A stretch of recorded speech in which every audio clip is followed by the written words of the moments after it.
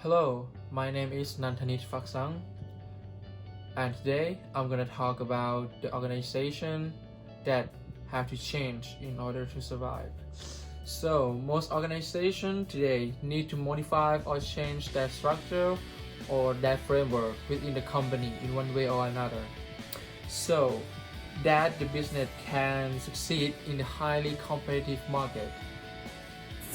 In the modern world, organizational change is inevitable because we live in the world that continuously evolving and progressive. There are some others that talk about managing change in organization, and today we're gonna talk some of them.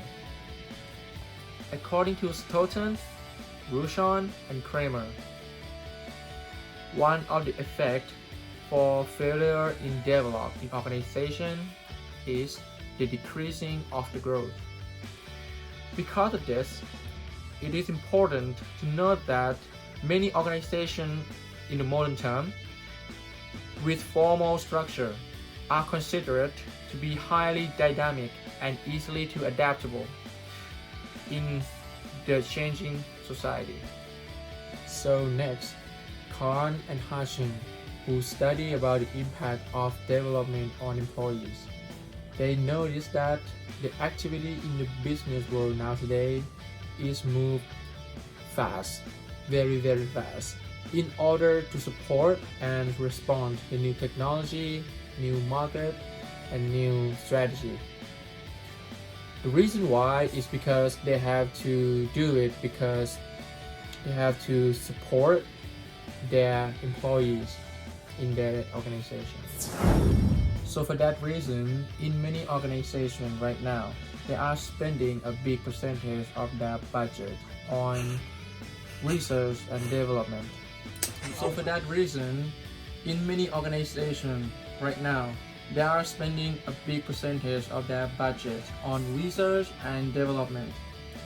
However, the entire of the change process might sometimes experience a great deal of resistance, especially from their employees, due to the fear of the unknown, such as security or some information that they don't know about. So, for that reason, most of the company have the percentage or the potential to fail to successfully implement change due to an insufficient focus on change organizational structure in a tier. So the next authors is Mayer and Rowand. They note that formal organizations in general are thought to be systems of coordinate and control activities. Furthermore, it is claimed that the formal structure is an outline for activity within an entity since the comprise of a table of organization. For most of the time, clear and concise goals and policies are put in place in order to provide a framework within which all these elements can be connected in a more efficient and effective manner. So in current society, formal organizational structure developed in highly institutionalized contexts. Profession, policy, and program are developed alongside with the product and the service. As a result of this, many organizations become successful while pushing their existing ones to incorporate newer practice and procedures as provided for in the rationalized concept of organizational work and the institutionalized society.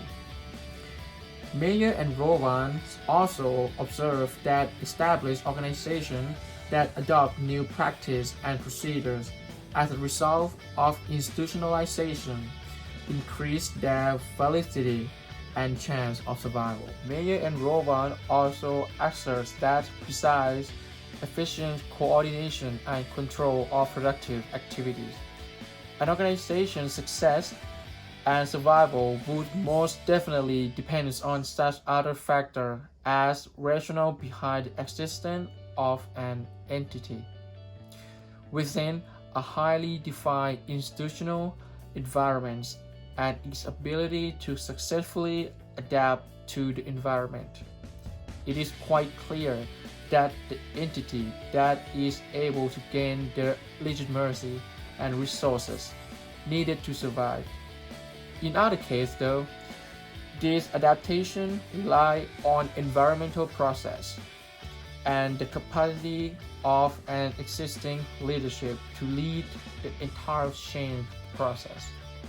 Prefer and Slansek, who wrote a book about the external control of organization, they observed that in the events of changing environment, most organizations are now faced with alternatives or either are not surviving a chance in activities in response to the changing environmental factors. In today's operational environment, the notion of change is considered to be a necessary activity in overall human action, since organizations are deemed to be places of continuously evolving human action.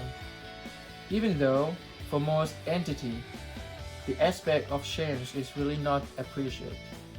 However, calls have been made in order to make efforts to align the organizational management practice and incorporate it in a more open and consistent manner.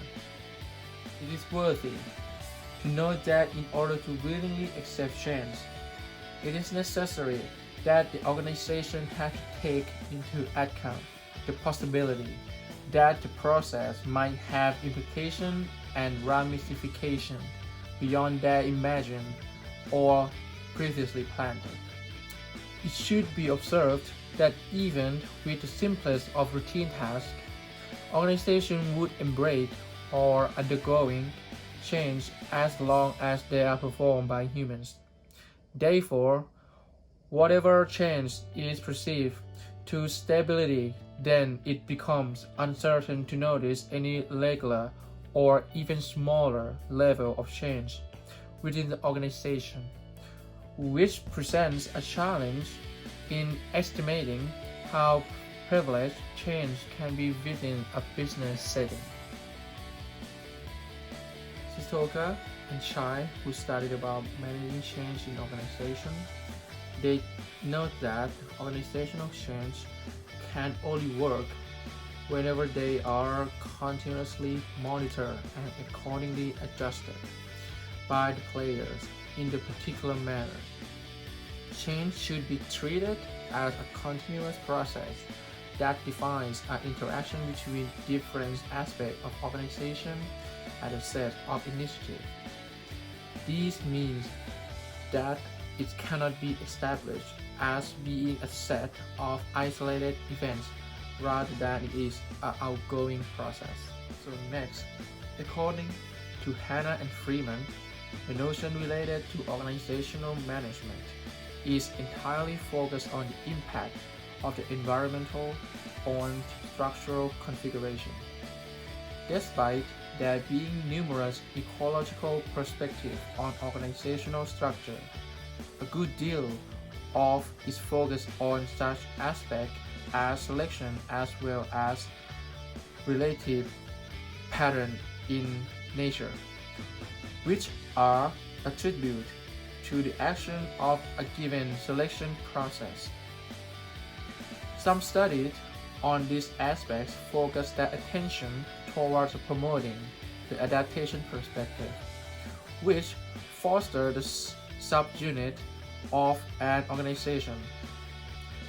Usually, manager or dominant employees, in order to access the relevant environment for opportunity and threat, and consequently, so formulate strategy response needed for adjusting an organizational structure accordingly. Whittington notes that the role of making strategy choices in an organization has gained significant traction among business management scholars. Notably, Organizations are said to be engaged in formulating change, whatever the facts challenging, in applying the existing business procedure. The routine procedures and programs in an organization are the source of stability.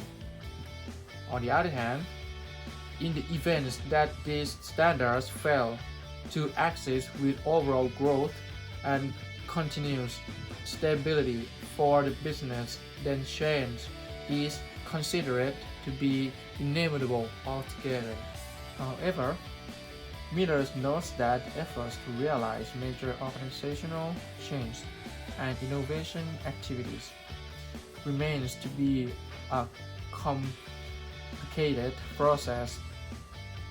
Consequently, a greater number of organizations rarely obtain the outcome that they project. In reality, there are numerous factors that hidden some organizations change and mostly vary from one entity to another. Miller reveals that causal relationships have recently been embedded in critical organizational processes and practice. So, in conclusion, organizational change is a complex and engaging process, despite the effort by scholars and participants to better understand it. Even so, for organizations to survive and be successful at the same time, they have to adapt to the even-changing society. It is crucial that they successfully put in place formal organizational structure to ensure that they can easily adapt to change. Thank you for your listening, and I hope you enjoy it, and yes, thank you for listening. Bye bye.